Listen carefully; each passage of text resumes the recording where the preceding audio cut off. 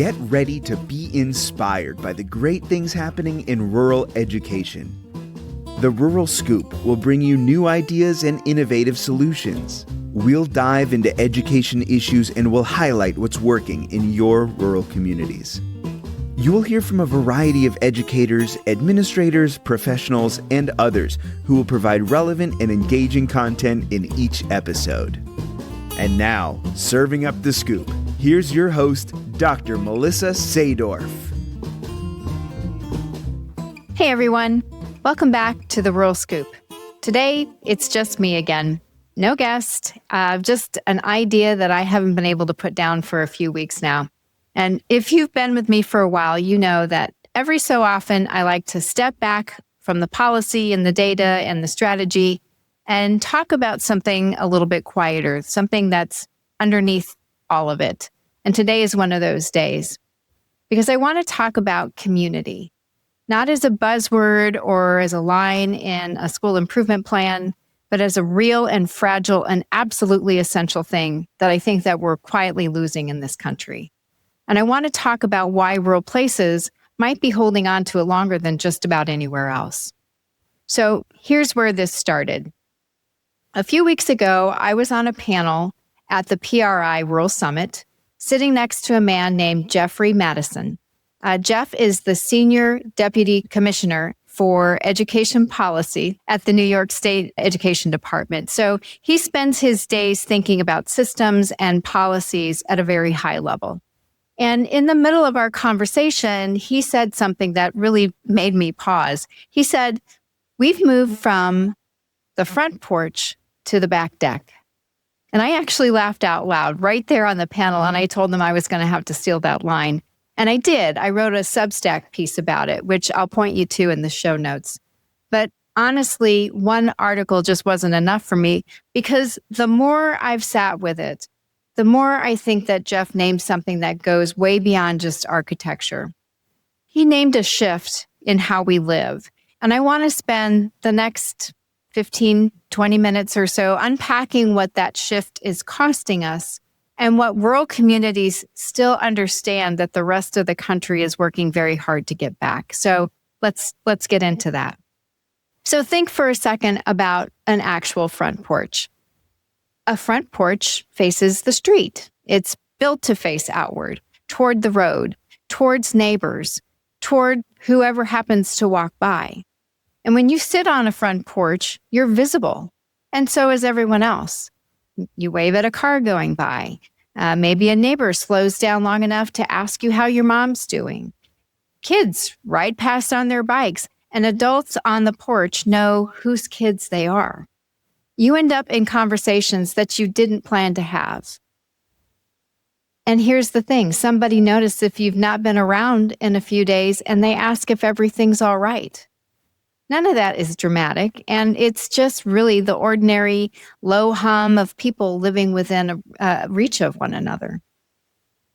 You don't really need, though, an actual porch for this to be true. For a lot of my career, my front porch was my office. When I was a rural superintendent, my district office was connected to the school office. We had a shared wall. So I had an open door, and people walked through it all day long. A board member would stop by because she'd heard something at the post office or the ball game and wanted to know if it was true.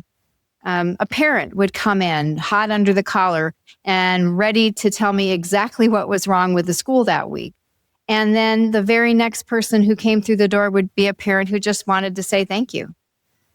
Teachers would stop by between classes and lean into the doorway to ask a question or to get help with something, or honestly, just to say hello on their way past. I didn't have an open door because I read it in a leadership book. I had an open door because in a building like that, in a town like that, there's no other way to do the job. The community came to me, and I was visible to them whether I scheduled the time or not. That's a front porch. It just happened to be indoors on a workday with a desk in it. Now I want you to think about a back deck. A back deck faces the other way. It faces in. It's private by design. It's fenced, it's quieter, and it's for the people you already know and already invited. And I want to be really clear here because I'm not standing on a soapbox against back decks. I have one. I love it. After a long week, there's nothing better than sitting out back with my own people and a little bit of quiet. I think we all need that. We all need rest and privacy and a place to exhale. The question that Jeff's line raises is not whether we should have back decks. Of course, we should. The question, though, is what happens to a whole society when most of life moves out back? When we're less in our front porch, less and less, and out on the back deck more and more often. And I think what happens is this. We slowly become harder to reach and less visible to each other, less practiced at the unplanned conversation or the differing opinion, the neighbor that we didn't choose but got anyway. And I think we're living inside of the consequences of that right now, even if most of us couldn't quite name it until someone said it out loud. Because let's be honest about the moment that we're in right now. This is a hard season to be in community with anybody. People are worn out. They're anxious. They're braced for the next bad headline. And we've built ourselves a whole information environment that rewards heat over relationship. Social media, in particular, has trained us to meet each other as a position before we ever meet each other as a person. By the time you're actually standing next to someone, you may have already decided who they are based on a yard sign or a bumper sticker or something that they shared online. That is the back deck taken to its logical extreme. We can now curate almost everything. Who we spend time with, what news we hear, which opinions we're exposed to, how much discomfort we're willing to tolerate on any given day. And I understand the appeal. There's comfort in it, and there's a kind of safety in it too. But there's a cost, and the cost is real. When we get to choose every single person we interact with, we get out of practice with the people we didn't choose.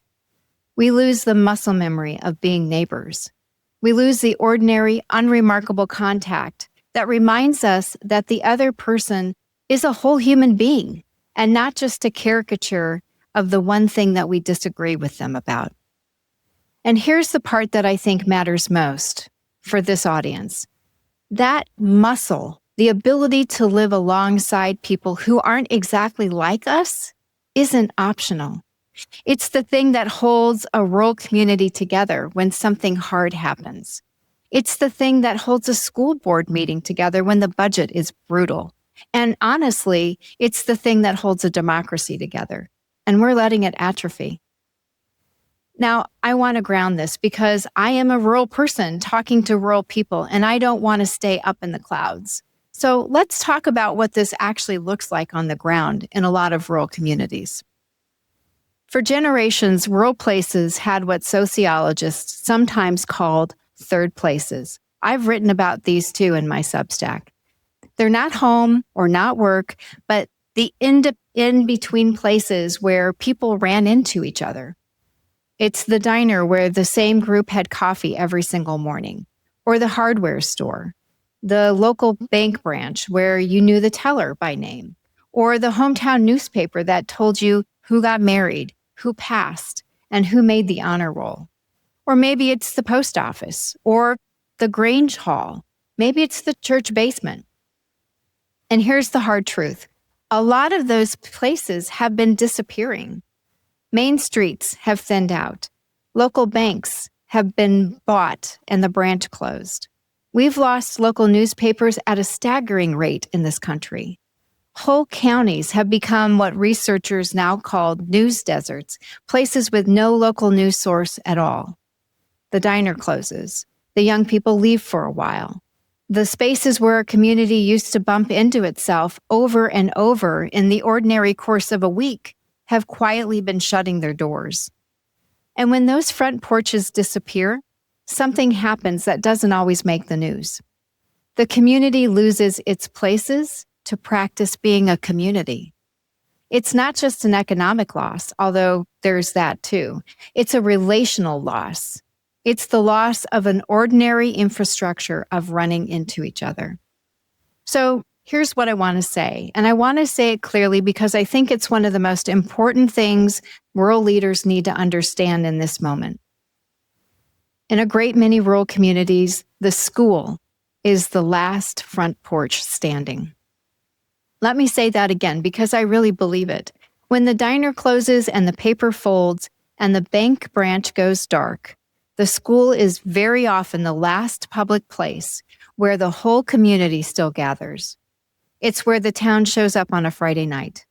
It's where people fill a gym for a concert, a graduation, a board meeting, a bond election, a hard conversation about budget cuts. It's where generations still cross paths in the same physical room, not in the comments section, but in real life. The school has quietly become the town square, the gathering place, and the keeper of the community's shared life. And that's an enormous responsibility. Most rural schools are carrying it without ever naming it out loud. And this is where I think rural places have something to teach the rest of the country, something that doesn't get talked about nearly often enough. For all the attention paid to what rural communities lack, and I've spent my career on those gaps, so you know I take them seriously. Rural places have held on to a kind of connectedness that much of the country has been shedding for a generation. Not because rural people are warmer or wiser or better. I'm not handing anybody a postcard version of small town life. Rural communities can be insular and they can be stubborn. I mean, they can hold a grudge across 3 school board elections and remember exactly who said what at a meeting in 1997. I know that because I've lived it. I've spent years as a rural superintendent, so I'm not going to romanticize it for you. But here's what also is true.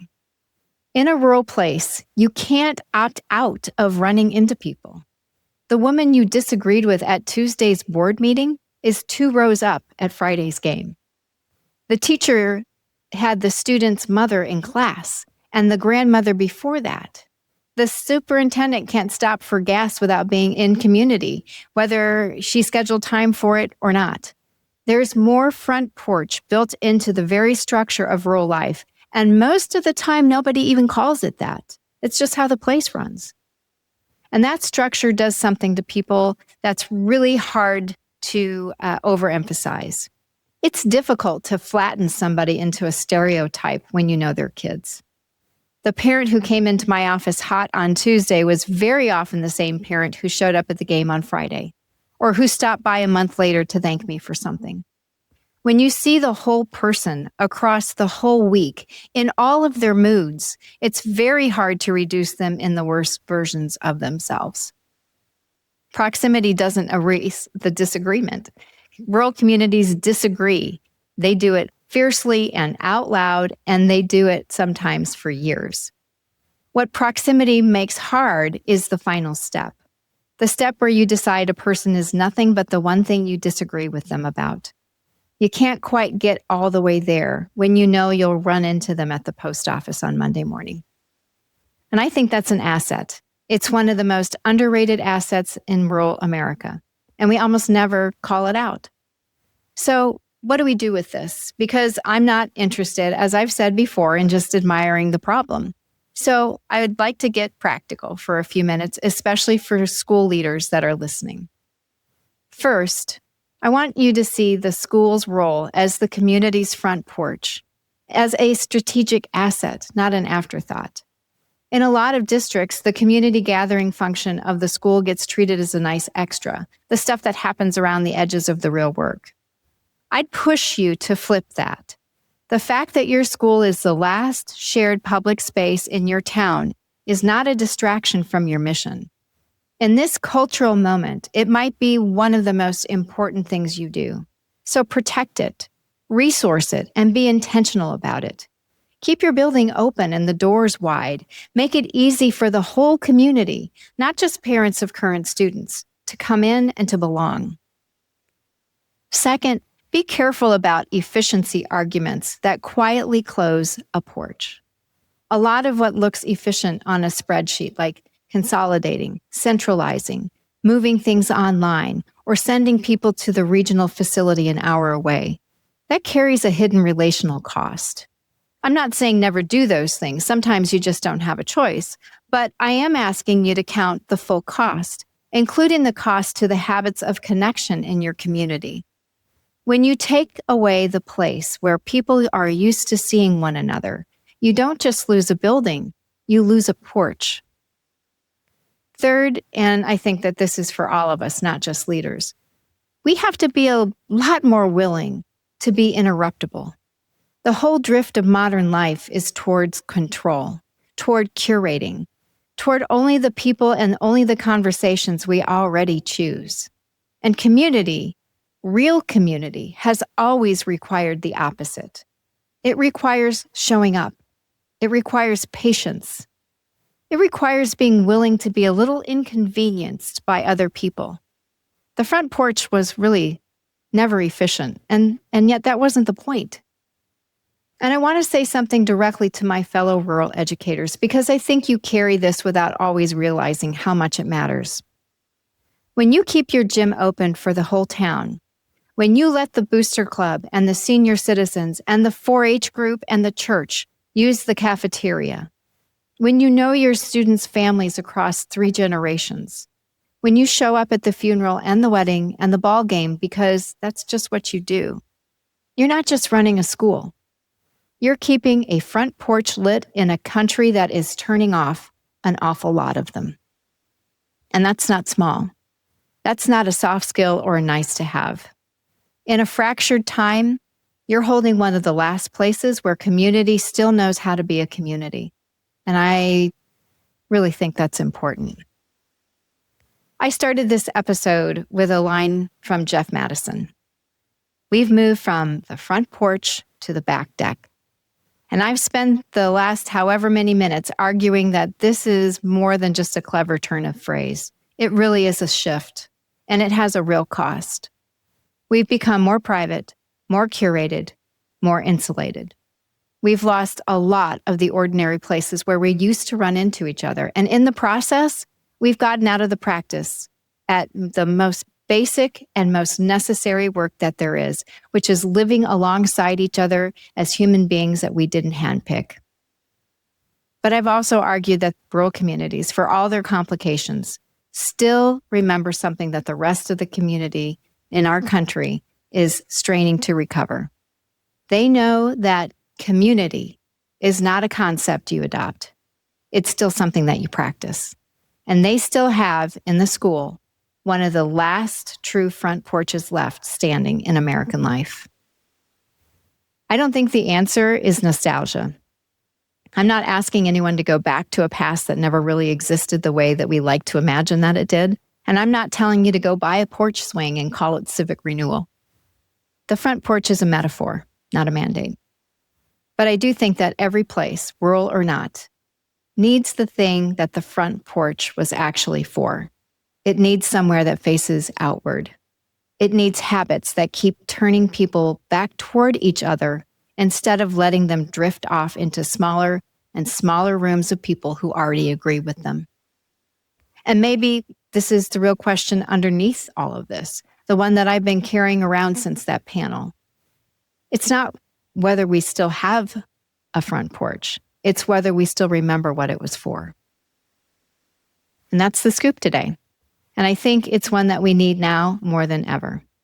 So thanks for being here with me today. If this resonated with you, share it with someone who needs to hear it. A neighbor, a colleague, a fellow rural leader who is quietly keeping a front porch lit in their own community. And if you want to read this piece that started all of it, my Substack article on the front porch and the back deck is linked in the show notes. I'd love for you to read it and then let me know what it stirs up for you. I'm Melissa Sadorf, and this is The Rural Scoop. Remember, when we lead together, we thrive together. I'll see you next time. Thanks so much for tuning in to The Rural Scoop. If you enjoyed this episode, be sure to rate, review, and subscribe. Your support helps us keep these important rural conversations going. And we'd love to hear from you, so feel free to leave a comment or share your thoughts. You can follow along and never miss a new release by subscribing on your favorite podcast platform or by following us on social. We're on YouTube at The Rural Scoop, Instagram at msadorf1, and X at msadorf03. The Rural Scoop is produced with support from Vela Educational Consultants. To learn more, visit velaconsultants.com. See you next time for more great discussions about rural education. And as always, keep leaning in to the rural advantage.